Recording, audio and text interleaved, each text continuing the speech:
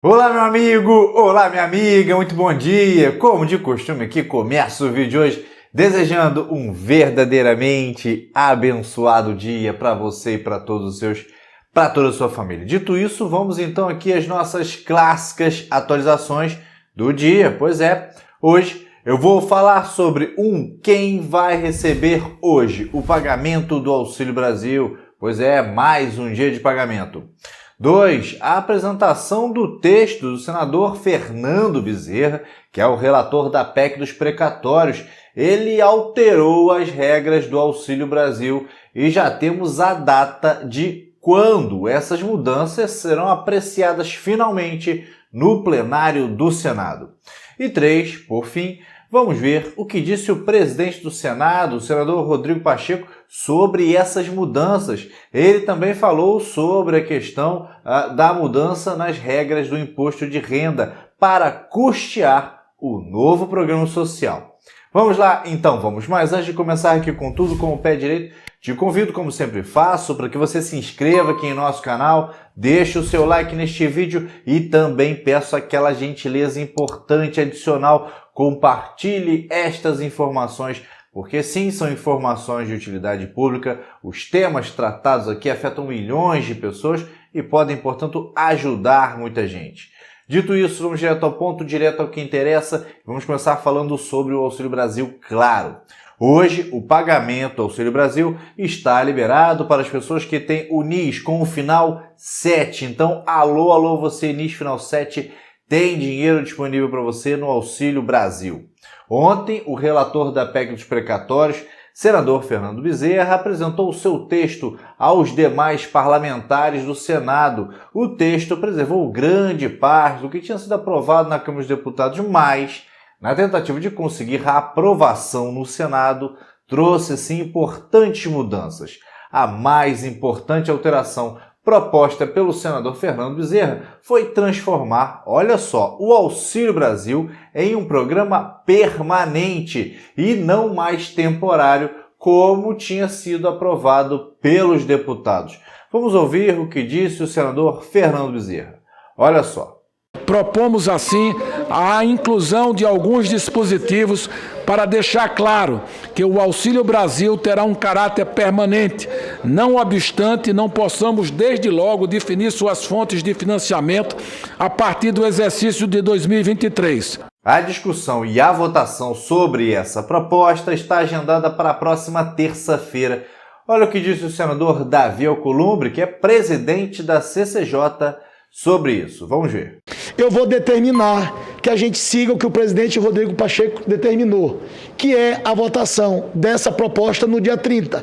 Portanto, eu vou dar vistas coletivas e, nos termos regimentais dos acordos construídos, a matéria retornará à pauta na terça-feira, dia 30 de novembro. De outro lado, em entrevista coletiva, o presidente do Senado, o senador Rodrigo Pacheco, também falou sobre a tramitação da PEC dos precatórios. Vamos ver o que ele disse. Apreciado pela CCJ, então nós vamos submeter ao plenário imediatamente. O senso de urgência em relação a essa questão dos precatórios é porque os precatórios precisam ser resolvidos, a forma de pagamento deles, e ao mesmo tempo essa questão do espaço fiscal relativamente ao Auxílio Brasil, que é um programa social que precisa ser implantado de maneira sustentável. Então essa é a preocupação do Senado e eu acredito que a CCJ e o plenário possam se desincumbir rapidamente dessa missão. Bem, seguindo então esse cronograma, após a aprovação na CCJ, o texto ainda precisa ir para a votação no plenário do Senado. E considerando as mudanças feitas pelo relator, o texto precisará passar por uma nova votação, é verdade, uma nova votação na Câmara dos Deputados, o que vai depender de mais tempo.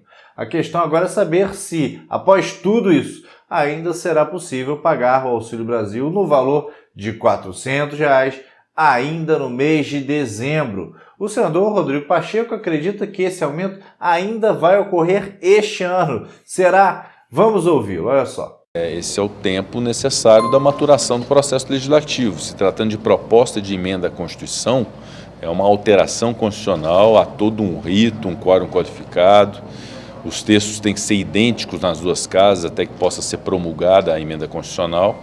Então, esse é um caminho normal. Então, havendo a aprovação do parecer do líder Fernando Bezerra, que é o relator, necessitando voltar para a Câmara também se pronuncia. Então não vejo dificuldades nisso não. O importante é nós darmos solução definitiva à questão dos precatórios, o respeito do teto de gastos e, ao mesmo tempo, o espaço fiscal para o programa social. O senador também comentou sobre a possibilidade de o pagamento dos precatórios ficar fora do teto. Vamos ver o que ele disse. A discussão sobre a natureza jurídica dos precatórios até comportaria, em tese, a retirada do teto de gastos públicos, se isso tivesse sido concebido lá atrás, em 2016, quando foi feito o teto de gastos públicos, uma emenda constitucional, considerar que precatório é uma dívida e, portanto, poderia ficar fora do teto. O grande problema é fazer isso agora. Nós temos uma obrigação de responsabilidade fiscal, há uma percepção dessa responsabilidade pela sociedade e pelo mercado em relação a essa responsabilidade do Congresso Nacional, de modo que qualquer iniciativa que vise retirar precatórios do teto ou retirar um programa social do teto pode ser algo mal interpretado, acho que não seria bom. É uma discussão que pode ser feita no futuro, eu já disse isso ontem, inclusive, é uma discussão que pode ser feita no futuro, mas nesse momento não é conveniente nós pensarmos em precatórios fora do teto de gastos públicos, porque nós temos que prezar pela responsabilidade fiscal. Na sequência, o presidente do Senado foi questionado sobre a falta de uma definição da fonte de recursos para custear o Auxílio Brasil. Vamos ouvir o que ele respondeu sobre isso. Olha aí. Olha, é uma tese que foi inclusive ventilada pela Câmara dos Deputados, que aprovou o projeto do imposto de renda, inclusive com esse foco de ser ele uma sustentação de fonte de custeio para um programa social. No entanto, tratando-se de uma reforma tributária, de um projeto que reformula um imposto importante, que é o imposto de renda no Brasil, a lógica deve ser de uma reformulação que simplifique, que desburocratize, que não sacrifique o contribuinte e não necessariamente para a fonte de custeio para um programa social. A fonte de custeio do programa social nós temos que encontrar através de corte de gastos, por exemplo, reduzir benefícios para poder ter dentro do orçamento a possibilidade de custeio de um programa social. É muito básico isso. O programa social ele precisa existir. A fonte de custeio nós precisamos encontrar, não necessariamente aumentando imposto. Então, obviamente que a tese existe, mas não deve ser essa a lógica da discussão do projeto do imposto de renda. O projeto do imposto de renda, se for para ser aprovado, ele deve ser pelos seus próprios méritos de constituir alguma medida que seja justa para o contribuinte, equilibrada e de simplificação para o sistema tributário nacional. Acho que essa deve ser a lógica. Que pode ser, eventualmente, com uma reformulação tributária como essa do projeto de imposto de renda, como pode ser por outras medidas, inclusive relativamente a corte de gastos, que possam fazer com que os recursos de fonte de custeio existam para o programa social. Então, esse é um estudo que tem que ser feito. Acho que há um protagonismo que deve se preservar do Ministério da Economia, que compreende o planejamento do país. Eu ressinto muito da falta de não se ter uma independência entre fazenda e planejamento no Brasil. Eu acho que era muito importante ter o planejamento. Isso é um papel do Poder Executivo, de apresentar propostas, e nós vamos avaliar no Congresso Nacional qual é a melhor para o contribuinte brasileiro e que menos impacte, inclusive, no setor produtivo nacional. O que nós não podemos a pretexto de sustentar qualquer tipo de programa, querer aumentar imposto, porque isso não tem o menor cabimento a essa altura. Bem, então estas eram as informações que eu tinha para compartilhar com você por aqui nesta manhã. Deixa o seu like neste vídeo, se inscreva aqui no nosso canal caso você não tenha feito e compartilhe estas informações.